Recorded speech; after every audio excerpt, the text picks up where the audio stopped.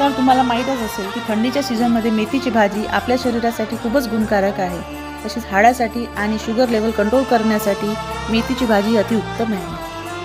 तर दाणा मेथीची भाजी जर आपण अशा पद्धतीने बनवली तर खूपच रुचकर लागते, अजिबात कडू लागत नाही. तर करायचं काय, रात्रभर मेथी भिजवत ठेवायची आणि दुसऱ्या दिवशी पाणी निथळून एका कापडमध्ये बांधून ठेवायची, म्हणजे त्याच्या दुसऱ्या दिवशी त्याला मोड येते आणि त्यानंतर त्याची भाजी बनवायची. ती बनवायची कशी, एका कढईमध्ये तेल टाकायचं, तेलमध्ये मोहरी टाकायची, मोहरी झाली की कांदा टाकायचं, कांदा झाला की लसूण पेस्ट टाकायची आणि त्यामध्ये बेसिक मसाले तिखट मीठ हळद टाकायचं आणि त्याला एक टमाटर टाकून एक वाफ काढून घ्यायची. नंतर त्यामध्ये मोड आलेली मेथी टाकायची, मेथीला एक वाफ काढून घ्यायची. शिजत आली की त्यामध्ये थोडंसं कैरी पावडर आणि थोडी साखर टाकायची आणि एक वाफ काढून घ्यायची.